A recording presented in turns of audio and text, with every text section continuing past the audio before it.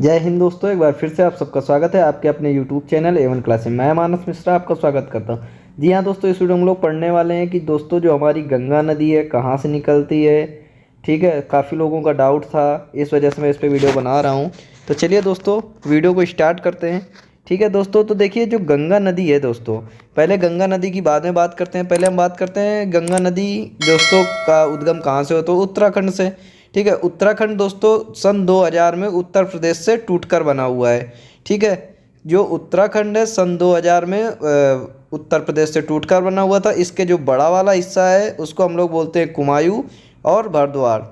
ठीक है, नेक्स्ट अब देखते हैं कि दोस्तों जो हमारी रिवर है, तो उत्तराखंड में से जो गंगा रिवर है और जो हमारी हिमानी है, और ये सब जो इनके कहाँ पर आकर, ये कौन सी नदी कहाँ पर आकर मिलती है, वो मैं आपको अब इसमें बताऊंगा। ठीक है, तो चलिए दोस्तों देखते हैं आगे।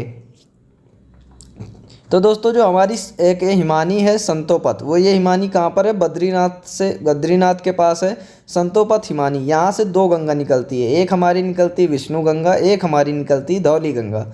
ठीक है, ये दोनों दोस्तों जहाँ पर आकर मिलती हैं वो बन जाता है, वहाँ पर आकर जहाँ पर आकर ये मिलती हैं वह मिलती हैं आके विष्णु प्रयाग में। अब दोस्तों प्रयाग क्या होता है? प्रयाग होता है दोस्तों मिलन स्थल, जहाँ पर आकर दो नदियाँ मिलती हैं उसको क्या बोलते हैं? प्रयाग बोलते हैं।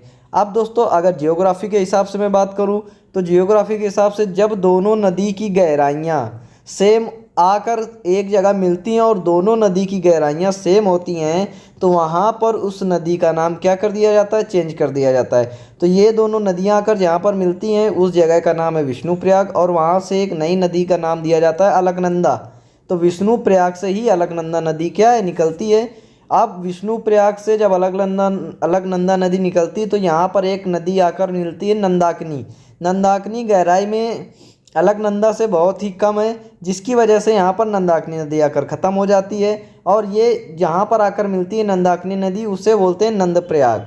फिर यहाँ से अलकनंदा नदी बढ़ती। इस रूट में दोस्तों जो अलकनंदा नदी है वो सबसे ज़्यादा गहरी है। फिर एक नदी आकर मिलती है दोस्तों पिंडार नदी। ये जहाँ पर दोस्तों आकर मिलती है इस नदी, इसको बोलते हैं हम लोग कर्णप्रयाग। और ये भी दोस्तों अलकनंदा से काफ़ी कम गहरी है, जिसकी वजह से जो पिंडार नदी है यहाँ से आके ख़त्म हो जाती है। फिर आकर हमारी नदी मिलती है केदारनाथ से, जो नदी निकलती है मंदाकिनी। वो मंदाकिनी नदी जहाँ पर आकर मिलती है उस जगह को बोलते हैं रुद्रप्रयाग। और मंदाकिनी नदी भी दोस्तों यहाँ पर आकर क्या हो जाती है? ख़त्म हो जाती है। भाई चलो ख़त्म हो गई, क्योंकि इसकी गहराई क्या है? काफ़ी ज़्यादा कम है। किससे? अलकनंदा नदी से। अब दोस्तों बात करते हैं उत्तर काशी के जो गंगोत्री हिमनद से एक नदी हमारी निकलती भागीरथी नदी।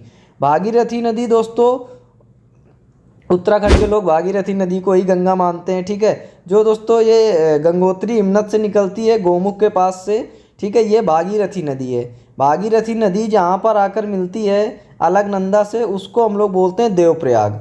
ठीक है, जहाँ पर भागीरथी नदी अलकनंदा से आकर मिलती है उसको बोलते हैं देवप्रयाग। और भागीरथी नदी और अलकनंदा जो नदी है इन दोनों की गहराइयाँ लगभग सेम ही है दोस्तों।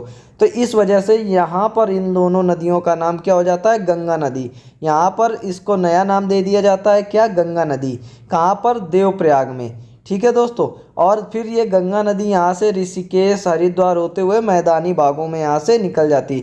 तो चलिए दोस्तों एक बार फिर से इसको रिवाइज कर लेते हैं। तो दोस्तों जो हमारा बद्रीनाथ एक जगह है, बद्रीनाथ से संतोपत एक हिमानी है।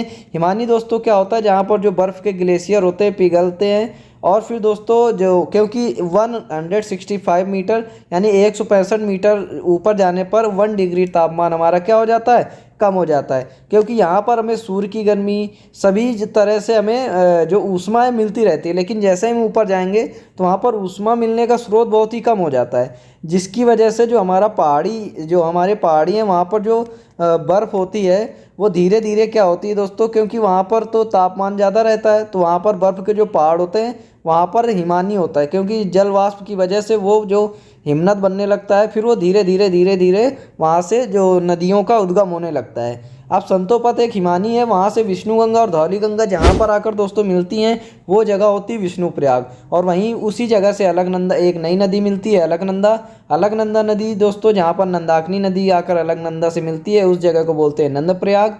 ठीक है, और जहाँ पर पिंडार नदी आकर मिलती है अलकनंदा से उसको हम बोलते हैं दोस्तों कर्णगंगा, यानी कि वहाँ पर उस जगह का नाम हो जाता है कर्णप्रयाग। फिर दोस्तों जो हमारी मंदाकिनी नदी है ये केदारनाथ से आती है और ये जहाँ पर जाकर अलकनंदा से मिलती है तो उस नदी को बोलते हैं हम लोग रुद्रप्रयाग।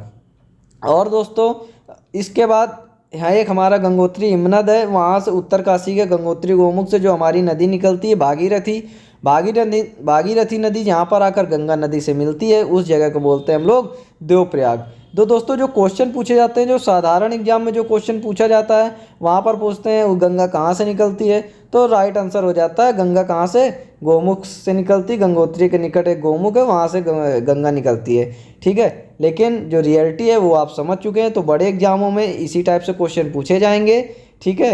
अब आप समझ ही गए होंगे दोस्तों, भागीरथी नदी पर एक डैम बना हुआ है, वो डैम है टिहरी डैम, ठीक है। टिहरी डैम दोस्तों, टिहरी डैम से रिलेटेड बातें जान लेते हो तो जो टिहरी डैम है भारत का सबसे ऊंचा डैम है, जिसकी लंबाई दोस्तों 260 या 260 फाइनली है, 261 मीटर भी आपको कहीं ना कहीं मिल जाएगा। और ये विश्व का दोस्तों विश्व का 8वां सबसे ऊंचा बांध है।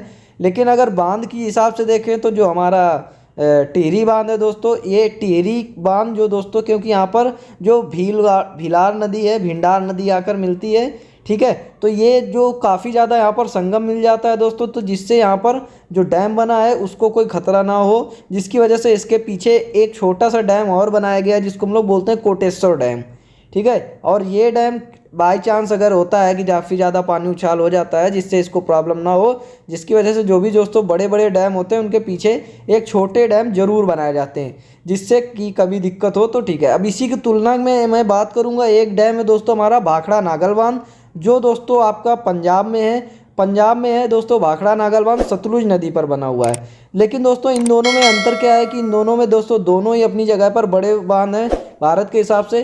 तो ये दोस्तों जो भाखड़ा नागल बांध है ये हमारा ग्रेविटी के हिसाब से सबसे ऊंचा बांध है, और जो हमारा जो टिहरी बांध है वो अर्थ फिलर के हिसाब से सबसे ऊंचा बांध है, ठीक है। जो भाखड़ा है, भाखड़ा और नागल दोस्तों दोनों अलग अलग जगह हैं, और जो सतलुज नदी पर बना हुआ ये डैम है, अब भाखड़ा अलग है दोस्तों क्योंकि ये बड़ा डैम है, जिसकी वजह से पीछे एक नागल डैम बनाया गया। नागल डैम दोस्तों इसलिए बनाया गया है जिससे कि बाई चांस पानी ज़्यादा हो जाता है और बहाव तेज़ होता है, जिससे नागल डैम उसको क्या करेगा, सपोर्ट करेगा।